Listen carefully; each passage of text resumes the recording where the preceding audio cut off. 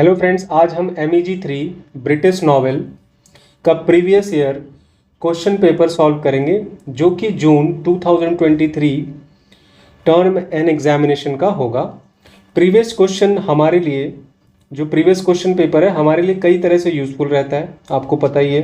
Firstly आपको idea लग जाएगा कि किस प्रकार के क्वेश्चन आएंगे और क्या पैटर्न होगा। दूसरा ये भी है कि कई बार प्रीवियस ईयर से ही डायरेक्ट क्वेश्चन पूछ ले जाते हैं, तो इसलिए भी आपके लिए बहुत ही इंपॉर्टेंट है। तो आइए देखते हैं। तो जैसे इसमें क्वेश्चन पेपर में लिखा है कि attempt any 5 questions, all questions carry equal marks. तो आपको सिर्फ 5 क्वेश्चंस ही अटेम्प्ट करने हैं। मैक्सिमम मार्क्स आपको पता ही है 100, टाइम 3 आवर्स है। तो जैसे पहला क्वेश्चन है, discuss the importance of the structure. आपको डिस्कस करना है importance of the structure of Tom Jones in the context of its episodic form. तो 20 मार्क्स के लिए पूछा जाएगा। तो इस क्वेश्चन में कहीं ना कहीं टॉम जोन्स के स्ट्रक्चर्स के इम्पोर्टेंस के बारे में आपको डिस्कस करना है। तो इसके आंसर्स जो है हम उस पर बात करें तो discuss the importance of the structure of Tom Jones in the context of its episodic form. तो कहीं आंसर में इसमें आपको टॉम जोन्स के स्ट्रक्चर्स के इंपॉर्टेंस के बारे में डिस्कस करना है। तो जैसे लिखा है, opinions greatly differ in the matter of Fielding's plot construction in Tom Jones. तो अगर हम बात करें तो इसमें लिखा है कि टॉम जोन्स में फील्डिंग के कथानक जो होता है, यानी जो प्लॉट है, उसके निर्माण के मामले में राय जो है, ओपिनियन जो है, वो बहुत ही भिन्न है, डिफरेंट है। अकॉर्डिंग टू वन व्यू, अगर एक व्यू के अनुसार हम देखें तो टॉम जोन्स जो है is all plot. Tom Jones जो है वो सभी प्लॉट ही है, कथानक है। इन अदर वर्ड, दूसरे शब्दों में अगर कहें तो इट मीन्स, इसका ये मतलब है कि जो Fielding has given much attention to plot, कि फील्डिंग ने इसमें दी है मच अटेंशन, बहुत ज़्यादा अटेंशन दी है टू प्लॉट पर, प्लॉट कंस्ट्रक्शन पर इन टॉम जोन्स में। According to the other view, अगर दूसरे व्यू की बात करें तो टॉम जोन्स जो है being a picaresque novel is full of incident. जो टॉम जोन्स है वो कहीं ना कहीं, अगर हम दूसरे मत के अनुसार देखें तो टॉम जोन्स पिकारेस्क उपन्यास होने के कारण जो ये कहीं ना कहीं फुल ऑफ इंसिडेंट से भरा पड़ा है, यानी कई सारी घटनाओं से भरपूर है, भरा हुआ है। But it has not been executed, लेकिन ना इसको एग्जीक्यूट नहीं किया गया, इसको क्रियान्वित नहीं किया according to well thought out plan. कहीं ना कहीं सोची समझी योजना के तहत इसको जो है वो अच्छे से प्लान नहीं किया गया है।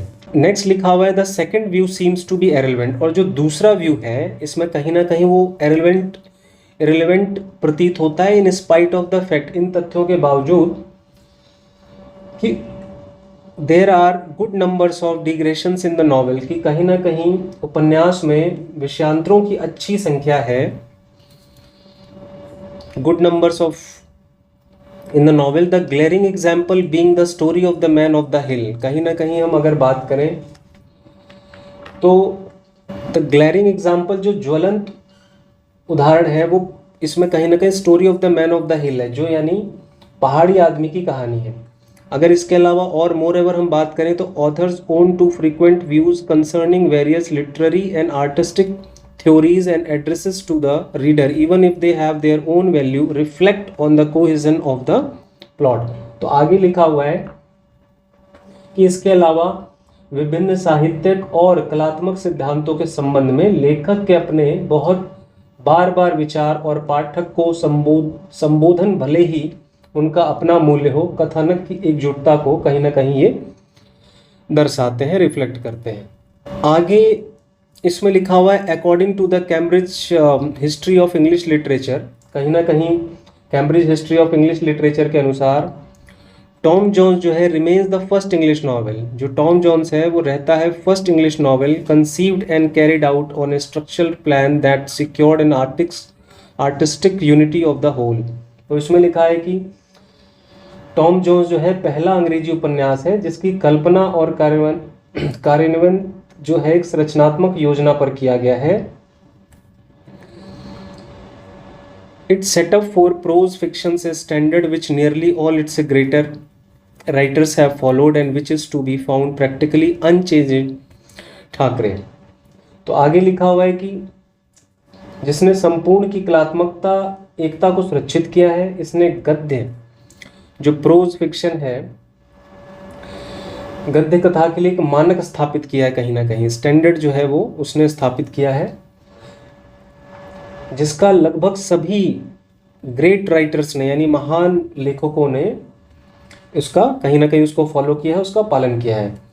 और which is to be found, जिसको पाया जाता है प्रैक्टिकली व्यवहारिक रूप से अनचेंज्ड पाया जाता है, अपरिवर्तित पाया जाता है इन ठाकरे में। ठीक है, तो इस तरीके से स्ट्रक्चर पे बात हो रही है इसके अंदर। आगे आप समझें तो टॉम जोन्स जो है एज ए कॉम्प्लिकेटेड प्लॉट है। इन ऑर्डर टू अंडरस्टैंड, और इसको समझने के लिए इट प्रॉपरली, इसको पूरी तरह इट हैज़ बिन डिवाइडेड, इसको डिवाइड किया गया है इनटू 3 सेक्शन में, 3 सेक्शंस में इनको डिवाइड किया गया है। पहला है कि इवेंट्स, वो घटना बिफोर टॉम्स स्टार्टिंग के, टॉम्स के जो वो अपनी जर्नी शुरू कर रहा था लंदन जाने के लिए, उससे पहले की घटना। दूसरा, events during Tom's journey to London, और जो टॉम्स की जो यात्रा है लंदन के दौरान उन घटनाओं के से हम समझेंगे। और events after his arrival in London, और जब वो लंदन पहुंच गया उसके बाद की घटना से हम इस पूरे प्लॉट को अच्छे से समझ पाएंगे, स्ट्रक्चर्स को समझ पाएंगे। ठीक है, तो इस क्वेश्चन में आपको ये इस तरीके से स्ट्रक्चर्स पे आपको ध्यान देना है, तो आप समझ पाएंगे कि इस क्वेश्चन में क्या करना है। इसके अलावा दूसरे क्वेश्चन पे बात करें तो दूसरा क्वेश्चन है, Pride and Prejudice represents love as an impossibility in marriage. कहीं ना कहीं जो गर्व है और जो पूर्वाग्रह है वो प्रस्तुत करता है लव को, प्यार को, as an impossibility in marriage. Do you agree, क्या तुम सहमत हो इस चीज़ पर? गिव रेलिवेंट एग्जाम्पल्स, आपको कुछ एग्जाम्पल्स देने हैं। तो अगर हम बात करें तो इसमें आंसर पे अगर हम बात करें तो one of the major themes of the novel, कहीं ना कहीं Pride and Prejudice is love and marriage. तो प्राइड एंड प्रेजुडिस उपन्यास का एक प्रमुख विषय जो है कहीं ना कहीं प्रेम और विवाह है, शादी पर आधारित है। Besides the marriage of Mrs and mister Bennett, यानी जो शादी हुई है मिसेस एंड मिस्टर बेनेट के अलावा 4 मैरिजेस, 4 शादियां और टेक प्लेस होती हैं इन द नॉवेल के अंदर। मोर एवर, हालांकि जो मेन कंसर्न है ऑफ द नॉवेल का इस कोर्टशिप यानी प्रेमालाप एंड लव, प्यार है, पार्टिकुलरली खास तौर पे the coming close of the hero, जो पास आना जो है, नज़दीकी जो आना है किसका, हीरो डार्सी का एंड हीरोइन एलिजाबेथ बेनेट का, बाई स्टेजेस यानी चरणों के हिसाब से, मतलब बाई चरण, जैसे चरण वाइज जो है ये लोग, इनमें नज़दीकी आती है जो हम इस नॉवेल में पढ़ते हैं। The first marriage that attracts, जो पहली मैरिज है वो अट्रैक्ट करती है, अटेंशन, हमारे ध्यान को खींचती है, इज़ दैट, वो ये है कि Mrs and mister Bennett, mister Bennett was an educated young man होते हैं, when he fail in love, जब उन्हें प्यार हो जाता है विद मिसेस बेनेट से, एंड मैरिड हर, उससे शादी कर लेते हैं। This happened before the start of the novel, और ये सब होता है नॉवल के स्टार्ट होने से पहले। But Mrs Bennett was not a fit match for mister Bennett, लेकिन जो मिसेस बेनेट हैं वो फिट मैच नहीं होते, वो उपयुक्त नहीं होते मिस्टर बेनेट के लिए। शी इज़ ए नर्वस, वो नर्वस रहती हैं, रिडिकुलस हैं, लेडी हैं। So this marriage is the worst example, तो कहीं ना कहीं ये जो शादी है वो सबसे ख़राब एग्जाम्पल रहती है of it's a kind in the novel, इस नॉवल के अंदर। सेकंड है, the second example of marriage जो है इसके अंदर, नॉवल के अंदर, इज़ दैट, वो है Charlotte Lucas and mister Collins. Mister Colin is a stupid clergy man, कहीं ना कहीं वो एक मूर्ख क्लर्जी मैन यानी पुजारी हैं। ही फर्स्ट प्रपोज टू एलिजाबेथ, वो पहले तो प्रपोज करते हैं एलिजाबेथ को, प्रस्ताव भेजते हैं अपना, सी रिजेक्ट्स हिम, और वो उन्हें मना कर देती है। Then he propose to Charlotte Lucas, और फिर कहीं ना कहीं वो प्रपोज करते हैं चार्लोट लुकास को। सी एक्सेप्ट्स, वो स्वीकार कर लेते हैं हिज प्रपोजल, उसका जो प्रस्ताव है मैरिज का वो उसका स्वीकार कर लेती है। बिकॉज शी वॉन्ट्स सोशल, क्योंकि कहीं ना कहीं वो चाहती है सामाजिक और इकोनॉमिक सिक्योरिटी, आर्थिक सुरक्षा यानी पैसों की सुरक्षा। सो इसीलिए there is no love in this marriage, तो इसीलिए इसमें कह सकते हैं कि यहाँ पे इस शादी के अंदर लव जैसी कोई बात है ही नहीं। The third example of marriage in the novel is that of Lydia and Wickham. Wickham is a philanderer and a cheater, वो कहीं ना कहीं चीटर है। Lydia falls in love with him, जो लीडिया है उसे प्यार हो जाता है उससे, किससे? विकम से।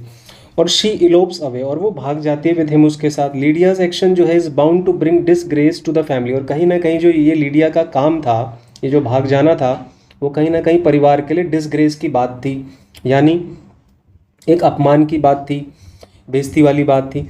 तो इट इज़ डार्सी, तो ये हीरो डार्सी ही है हु ब्राइब्स, जो उसे उसको ब्राइब देता है, यानी घूस देता है विक्रम को, एंड मेक्स हिम मैरी, और उसको शादी करवाता है किससे? लीडिया से। The family is saved from disgrace, और कहीं ना कहीं इस तरीके से परिवार की जो बेइज्जती है उससे उसको बचा लेता है। The fourth example of marriage is that of Jane and Bingley. Jane and Bingley truly love each other, वो कहीं ना कहीं एक दूसरे से सच्चा प्यार करते हैं। Bingley is a well to do young man, और अच्छा खासा वो मतलब वेल टू डू मतलब अमीर जो है वो है, और ही मैरिज जेन विदाउट डाउरी, और इसीलिए वो शायद बिना डाउरी के ही जैन से शादी कर लेता है। This is an example of successful marriage, और ये एक उदाहरण होता है सक्सेसफुल मैरिज का। द फिफ्थ एग्जाम्पल पे अगर हम बात करें is that of Elizabeth and Darcy. It is an example of an ideal marriage, और ये एक एग्जाम्पल है आइडियल मैरिज का, एक आदर्श शादी का। Elizabeth and Darcy actually love each other, वो कहीं ना कहीं एक दूसरे से वास्तव में प्यार करते हैं, but their love develops slowly, लेकिन उनका जो प्यार है वो धीरे धीरे डेवलप होता है ना, after careful observation of each other, और काफ़ी एक दूसरे को समझते हैं, हर तरीके से जांचते परखते हैं, ऑब्जर्व करते हैं, और फिर they get married only after Darcy has given up. जब डार्सी जो है वो गिवन अप यानी त्याग देता है, छोड़ देता है हिज प्राइड, अपने घमंड को, एंड एलिजाबेथ भी जो है वो गिवन अप कर देती है अपने प्रेजुडिस यानी पूर्वाग्रह को। The two try to understand, दोनों ही कोशिश करते हैं ईच अदर समझने की एक दूसरे को, लर्न, और समझते हैं कि they will be able to lead a life of social and economics security, और कहीं ना कहीं वो बिता पाएंगे जीवन social and economic security. There is an example of ideal love, कहीं ना कहीं हम कह सकते हैं कि ये एक एग्जाम्पल था आइडियल लव का। ठीक है, तो ये आपका सेकंड क्वेश्चन का आंसर था, तो उम्मीद है ये समझ में आया होगा। अब हम ये वाला क्वेश्चन करते हैं। तो फ्रेंड, क्वेश्चन पे बात करें, fourth, great expectations merge the notion of respectability and criminality, discuss with the examples. तो क्वेश्चन है कि कहीं ना कहीं जो बड़ी उम्मीदें होती हैं, वो जो रिस्पेक्टेबिलिटी होती है यानी सम्मानिता और अपराधिकता की जो नोशन होती है, जो धारणा होती है, उसको विलीन कर देती है, और उदाहरण सहित आपको इसको डिस्कस करना है। तो the problem of crime was a lifelong preoccupations with Dickens, and some of the most fascinating of his early writing has to do with criminality. तो यहाँ पे ये कहा गया है कि अपराध की जो समस्या है डिकेंस के लिए आजीवन चिंता का विषय रही, और उनके शुरुआती लेखन में जो अर्ली राइटिंग है में से कुछ सबसे दिलचस्प अपराध से संबंधित थे। I can not here enter into anything like a comprehensive analysis of the ways in which the young Dickens negotiated the problem of crime. तो इसमें आगे लिखा हुआ है कि मैं यहाँ उन तरीकों के व्यापक विश्लेषण में प्रवेश नहीं कर सकता जिनसे युवा डिकेंस ने अपराध की समस्या पर बातचीत की, लेकिन but I need to make 2 points, लेकिन मुझे यहाँ पे ज़रूरत पड़ रही है यहाँ पे 2 पॉइंट्स की तरफ, because these help to throw in to relieve certain transformations that take place in Dickens attitude to crime as he moves from his early to his late phase. तो आगे लिखा हुआ है कि भाई लेकिन मुझे 2 बातें कहने की ज़रूरत है, क्योंकि ये अपराध जो है, ये अपराध के प्रति डिकेंस के जो दृष्टिकोण है, एटीट्यूड है, में होने वाले कुछ परिवर्तनों को राहत देने में मदद करते हैं। उनके प्रारंभिक जो चरण थे, उनके प्रारंभिक चरण से उनके अंतिम लेट फेज तक, यानी अंतिम चरण तक। तो इसमें ये कुछ लिखना है आपको। हम अगर इसमें कनेक्शन की बात करें, the connections between criminality and respectability, जो संबंध है बिटवीन क्रिमिनलिटी यानी कि अपराध के ऊपर और रिस्पेक्टेबिलिटी यानी सम्मान के ऊपर, दैट द प्लॉट सजेस्ट, जिस पर जो प्लॉट है, ये जो कथानक है वो सजेस्ट यानी सुझाव करता है, सुझाव देता है। When it reveals that Magwitch rather than Miss Havisham's is Pip's secret benefactor. कहीं ना कहीं जब ये पता चलता है कि मिस हविशम के बजाय मैगविच पिप का गुप्त लाभार्थी है, बेनिफेक्टर है, तो is enforced at the thematic level by the activities of the lawyer Jaggers. तो इसमें आगे लिखा है कि वकील जैगर्स की जो गतिविधियों द्वारा विषयगत स्तर पर मजबूत किया जाता है। इस प्रकार अगर हम देखें तो जैगर्स जो है रिप्रेजेंट करता है, जो लॉयर होता है जैगर्स, वो रिप्रेजेंट करता है, प्रस्तुत करता है एक लीगल सिस्टम, एक कानूनी सिस्टम को, which is overtly dedicated to the business of segregating by a strictly objective system the criminal from the respectable. तो कहीं ना कहीं जो जैगर्स होता है एक कानूनी प्रणाली का प्रतिनिधित्व करता है और जो स्पष्ट रूप से एक सख्त उद्देश्य प्रणाली द्वारा अपराधी को सम्मानजनक से अलग करने के व्यवसाय यानी बिजनेस को कहीं ना कहीं समर्पित करता है। मोर एवर, इसके अलावा वी ऑल्सो सो, हमने यह भी देखा that this rooting out of criminality is reinforced by a whole system of branding that projects the criminal. कहीं ना कहीं इसके अलावा हमने यह भी देखा कि आपराधिकता को जड़ से खत्म करने के लिए, यानी रूटिंग आउट का मतलब यहाँ पे जड़ से खत्म करने की प्रक्रिया को ब्रांडिंग जो है वो की एक पूरी प्रणाली द्वारा मजबूत किया गया है। Criminal as the easily recognizable other of respectability, yet this displacement of all forms of illegality on the pathologist figure of the branded criminal also serves to keep in the shade away from public scrutiny the innumerable transactions that go on all the time between the respectable and the criminal world। तो आगे लिखा हुआ है कि सम्मानजनकता के आसानी से पहचाने जाने योग्य अन्य के रूप में अपराधी फिर भी ब्रांडेड अपराधी के रोगग्रस्त आंकड़े पर सभी प्रकार की अवैधता का यह विस्थापन सम्मानित और आपराधिक दुनिया के बीच हर समय चलने वाले असंख्य यानी कई सारे अनेकों लेन देन को सार्वजनिक जांच से दूर रखने का भी काम कहीं ना कहीं ये शेड अवे करता है, यानी उसको दूर रखने का भी काम करता है। तो फ्रेंड्स नेक्स्ट क्वेश्चन है, discuss any two characters from sparks novel the prime of miss gene Brodie bringing out, वर्णन करती हैं देयर आइडियोलॉजिकल डिफरेंसेस, यानी अपने सैद्धांतिक अंतर को। तो दो कैरेक्टर्स पे बात करनी है। तो Spark's characters are interiorized, this means that they are, तो स्पार्स का जो कैरेक्टर्स है आर कहीं ना कहीं interiorized, this means that they are involve in a search for the self that accommodates both personal fulfilment and political और social claims. तो यहाँ पे इस क्वेश्चन में स्पार्क के पात्रों को, स्पार्क्स कैरेक्टर यानी स्पार्क के पात्रों को आंतरिक रूप दिया गया है।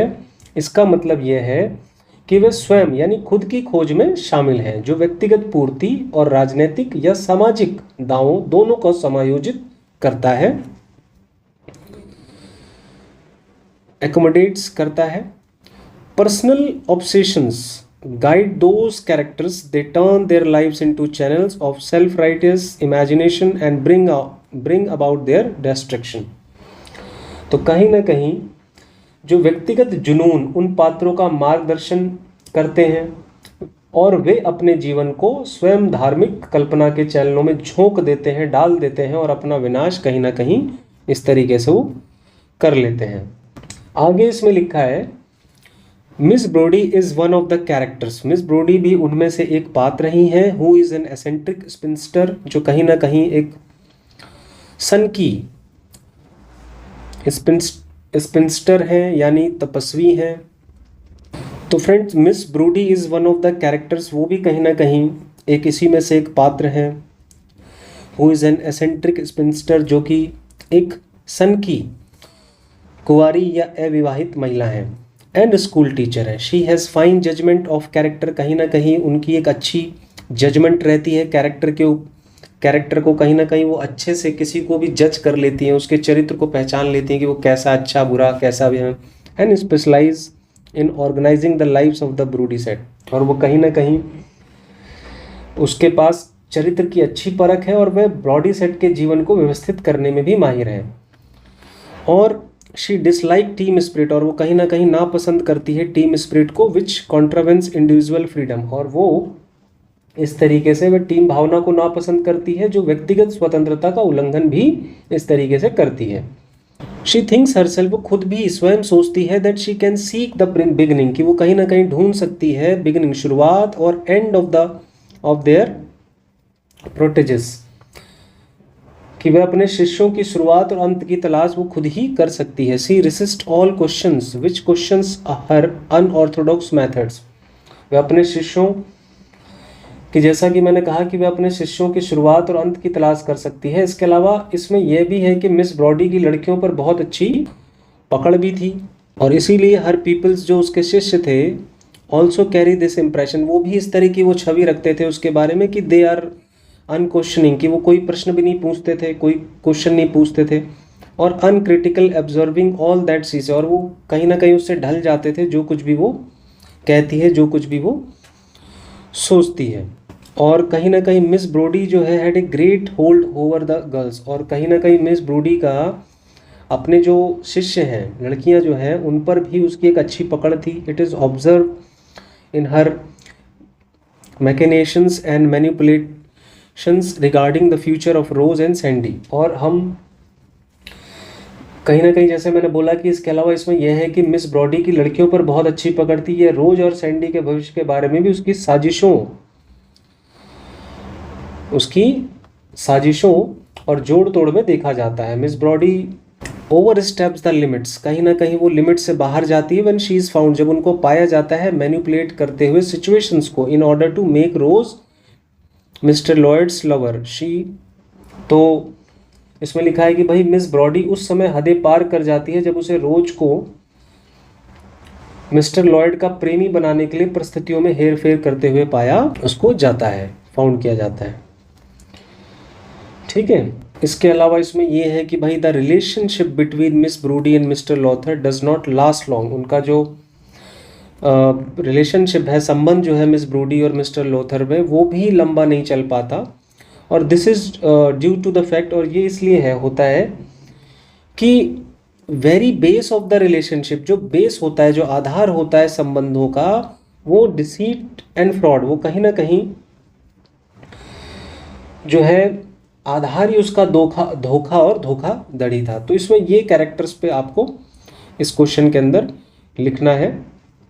तो उम्मीद है दोस्तों ये आपको क्वेश्चन समझ में आए होंगे, तो इनको आप देख सकते हैं इसमें क्या लिखना है, क्या नहीं, क्या करना है। आगे इसमें ये भी लिखा है कि other personalities in the novel appear, जो भी जो दूसरी चरित्र या जो व्यक्ति इसमें यूज़ किए गए हैं, इसमें इस्तेमाल हुए हैं नॉवल के अंदर, appear to the insipid and uninspiring, कहीं ना कहीं वो जो है